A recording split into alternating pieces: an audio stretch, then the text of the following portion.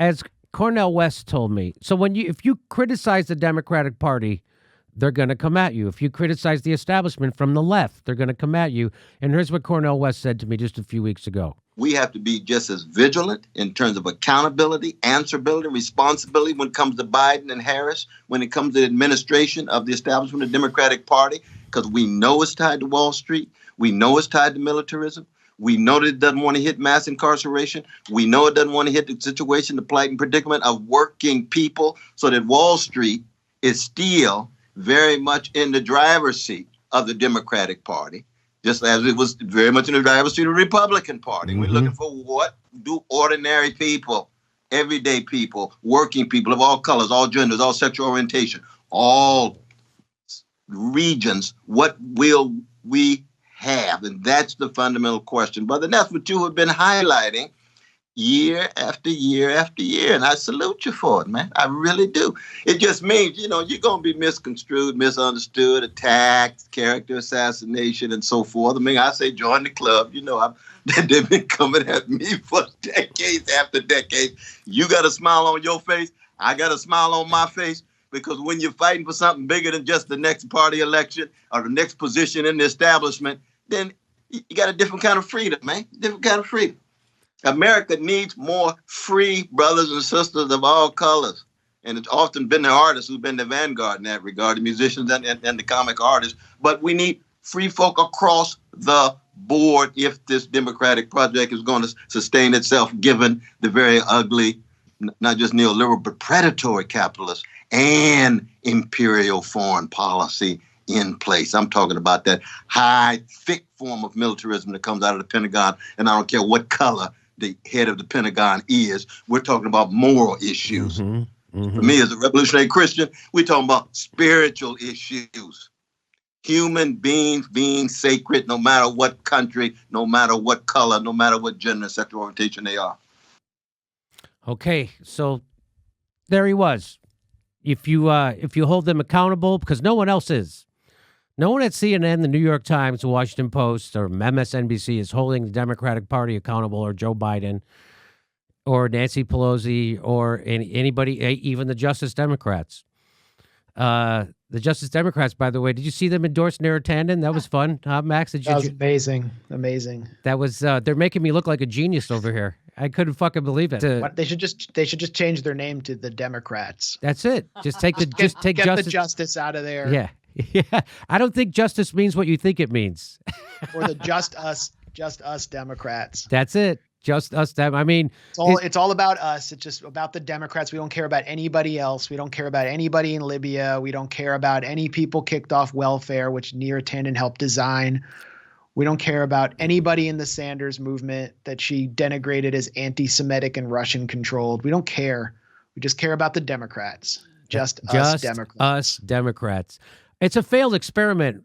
The idea was good. I think that I understood the idea that you get a bunch of insurgent young people who are anti-establishment. They don't take corporate money, and then they can get elected as Democrats, and then they could challenge power.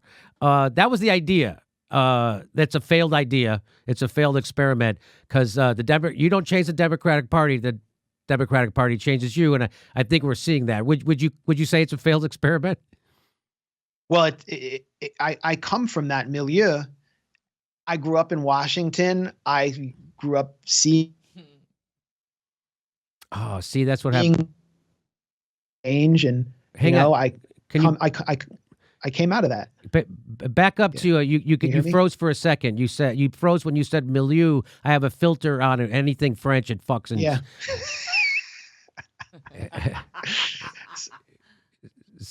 I really. You came out of that milieu.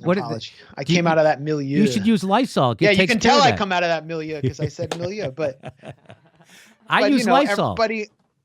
Everybody I grew up with who was into politics and was in Washington was like into the Democrats. And, in the 90s, people thought that Clinton was cool. Yes. He was playing the saxophone. Baby. He was at Arsenio Hall, baby. To make a long story short, and I kind of want to bridge into a story about Cornel West and what's happened to him recently. Yes.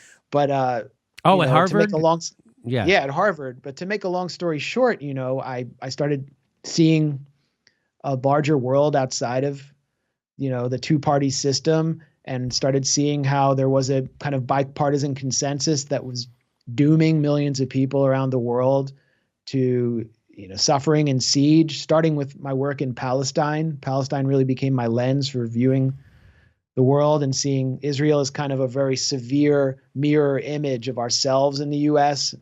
And with Obama coming into office, and I was around The Nation magazine at that time, and everyone was enthralled with Obama. And Chris Hayes was writing endorsements of Obama as a Nation journalist, and all the other journalists were, if you said a bad thing about Obama, you were just like the Satan. You're a pariah. I kept my mouth shut for the most part. I didn't write anything negative about him, but just seeing Obama just in the betrayal, actually being in Hyde Park. I was in Hyde Park in Chicago for Obama's, victory celebration, and seeing the hope of the people in that park, and just all these people, kids coming out of the projects to celebrate with affluent white people and Latinos and everyone across Chicago, and just knowing that Obama was going to kill that hope, and then seeing it happen through the financial crisis, through Israel's Gaza slaughters, through Libya, Syria, everything else. I had that awakening. It's part of a process for people like me. And I think a lot of younger people who are half my age don't have to go through that same process because they didn't grow up on the same illusions. And they're growing up on, they're watching Jimmy Dore. They're getting their political education from elsewhere. There wasn't the same kind of media diversity at that time either. So it maybe took me a little while longer. I got to meet people along the way when I started to speak out and do journalism about Israeli apartheid. And one of those people was Cornel West. I went to speak at Princeton. I think it was like 2013 or 2014, when some Princeton students and faculty were doing a divestment drive to pressure the school to divest from companies that had contracts in the occupied West Bank. And Cornel West took time out of his really busy schedule to open for our panel. And he spoke about Albert Einstein, who has a house at Princeton, who was very involved at Princeton as a faculty member, researcher, and how Albert Einstein was actually proposed by David Ben-Gurion, the first prime minister of Israel, to be the first president. President in Israel is sort of a ceremonial position, and they like to choose esteemed people with great reputation. And Einstein refused when he saw what Israel was, when he learned about the ethnic cleansing of Palestinians. He actually authored a letter, or signed on to a letter, I believe, warning that Israel could turn fascist, and identifying fascist elements already in its political world. And he urged pluralism and democracy instead of this fascist direction. Cornel West spoke about Einstein and said, let's be like Einstein. And he stayed for part of my talk. He said, I want to, see Brother Max speak. And I said, I really feel like a jazz reference. I feel like Bill Evans playing after a Pharoah Sanders show. But Cornel West was like, well, Bill Evans was a bad boy. He's a great pianist. And I wanted to just talk about jazz and blues with him. But he was very supportive of me.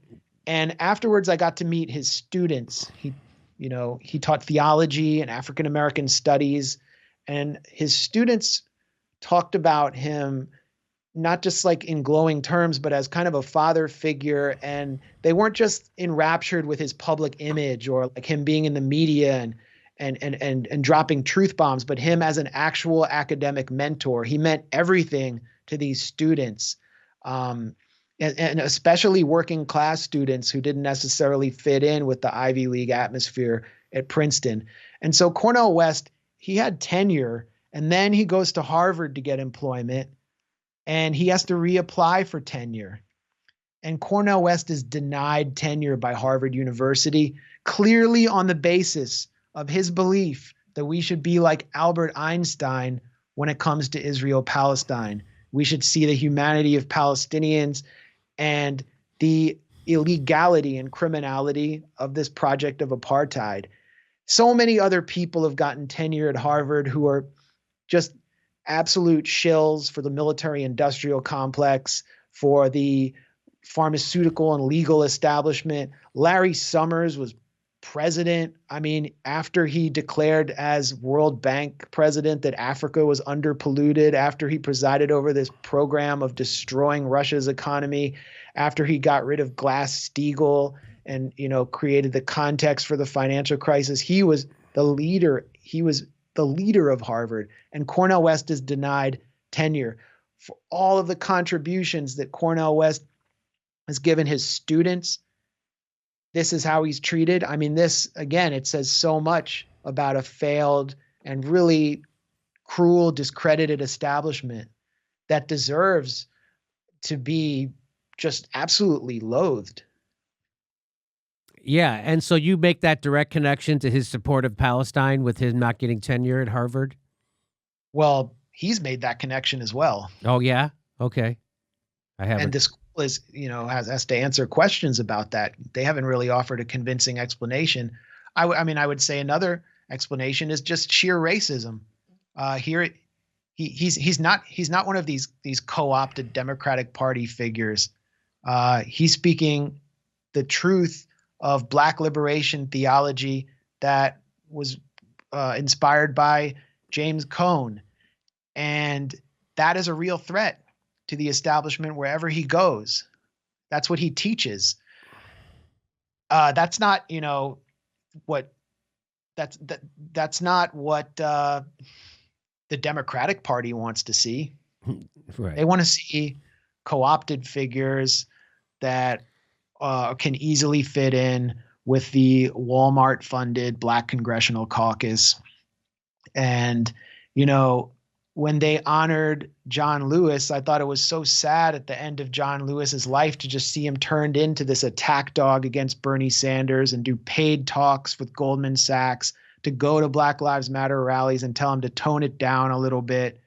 That's the kind of leadership that the establishment wants. And Cornel West really represents this true radical tradition that goes back hundreds of years in this country. It's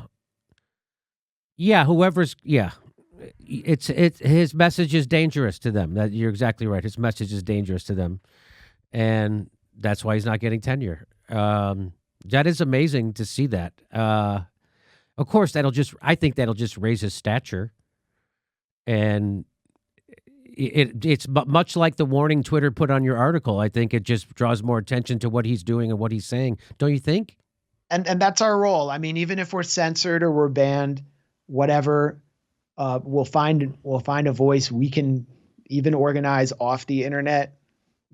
We can still find community, but our role is to expose these contradictions and injustices, and to inspire other people to action. And that's what Cornel West has dedicated his career to. So he's threatening to leave Harvard. He's not going to just be denigrated by an institution where he deserves to be uplifted and honored. Cornel West, I mean, he's openly saying Palestine is a taboo issue among certain circles and high places in response to being denied tenure. So he's openly saying it. Why can't we talk about it? Why can't you make a joke on Saturday Night Live about the reality that Israel's denying or just refuses to give COVID vaccinations to the millions of Palestinians whose lives it controls under occupation? Why does that cause this international controversy? If you just can't speak certain truths. So if you occupy a territory, it's incumbent upon you to take. It's just like if you have somebody arrested, their safety is now your responsibility. Their well-being is your responsibility. You can't imprison someone and then not give them medical care, and that's exactly what's happening. Yeah. And like the Gaza Strip, they say, oh, it's controlled by Hamas. It's an open air. Go ahead. I've been to the Gaza Strip twice or three times. I've gone in and out 3 times. It literally is an open air prison. You have to walk through metal gates that open, and then you walk through a giant wall and then through a buffer zone. And as soon as you get into that buffer zone, which is off limits to the residents of Gaza, and you see like the refugee camps off in the distance. You look to your right, and there's a literal remote-controlled machine gun to your right that's controlled by a unit in the Negev desert in Israel, which is used to target anyone who approaches the wall and is seen as a threat, and they can be shot by remote. I mean, that's the level of dystopian control that people in the Gaza Strip enjoy. When I went in during the 2014 assault on Gaza, there was a drone overhead at all times. I mean, of course, there were constant bombings, but it was just the level of control is shocking. The Israeli Navy is patrolling the waters. So when I went on a fishing boat with Gaza fishermen, we were intercepted by an Israeli naval vessel, and they told us, you have to turn back or we will shoot you. And that means you can't go to the waters in the Mediterranean, the deeper waters where the better catch is. And so these fishermen are being starved. I mean, Haaretz, which is an Israeli newspaper, has reported that Israel has used complex mathematical formulas to calculate the amount of calories that each resident of the Gaza Strip should be entitled to, because they control all of the food and goods, even cars, even like luxury goods that go in and out. And as Dov Weissglass, who was an advisor to the Ehud Olmert administration that implemented the siege of Gaza, once the siege began officially, he said, what we want for people in Gaza is not that they starve, but we want to put them on a diet. So they're controlling even the caloric intake at a certain level. And this Saturday Night Live joke just kind of scratched the surface of it all. It just shows you how powerful the truth is when a joke can cause an international incident. What was the joke? The joke was like Israel's said it's vaccinated half of its citizens, or half of the Israeli population. Let me guess who the other half is. They're the ones who aren't Jewish. Like, it's obviously not exactly factual. It's not explained, but it's basically what's going on. And they got in trouble for that? Yeah, I mean, I don't know if the Israeli government, but Israeli government spokespeople called it anti-Semitic. It's all over the internet. Look up Michael Che and Israel, and you'll find like hundreds of articles about it. It's just shocking. Well, I mean, if it was a joke about Russia, it would have just meant that, another joke. It was Tuesday, yeah, Saturday. Just another joke. But I've been off the social media for a couple weeks, so I've been missing a lot of stuff, and I guess that's one of the things I missed. Well, there'll be another one next week. I'm staying off social media, man. It's a really nice vacation. It is good for your mind, and I've seen some. I actually, was in a place a few weeks ago where there was no electricity, and there was no Wi-Fi, and it was really good for my mind. And I think social media makes people less happy. It's just pretty obvious. But at the same time, it has given. I got into journalism in the early 2000s, right at the advent of online journalism, and it's given me a way to go around the gatekeepers for the most part, and to still find an audience that's hungry for, adversarial journalism. So obviously, I couldn't live without this. But it's a double-edged sword. Yeah, it's a double-edged sword. Yeah, I mean, I love Twitter. I love YouTube. I hate Facebook. I will never, ever go on Facebook. I go on like once a month because I have to like post something, or I click a link that brings me there. And I notice people send me messages, like people I know send me messages on Facebook as if I'm fucking going to see them. I'm never going to see them. Yeah. People why would you send me real information on Facebook? That just sounds so, anyway. Because they're boomers? I don't know. I guess. I don't know. Yeah. Max Blumenthal from the Gray Zone doing great work exposing the media government collusion to do propaganda, pro-war propaganda. It's a great article, great work. It got flagged by Twitter, which is a big help. That was a big help. It really got a lot of eyeballs on your story, so that was good. Thanks, Jack. Yeah, thanks, Jack. Hey, everybody, this is the part where I tell you where all our live shows are, but there aren't any. And then this is why I tell you to join our premium program and get extra content, but nobody's got a fucking job. So just enjoy the video.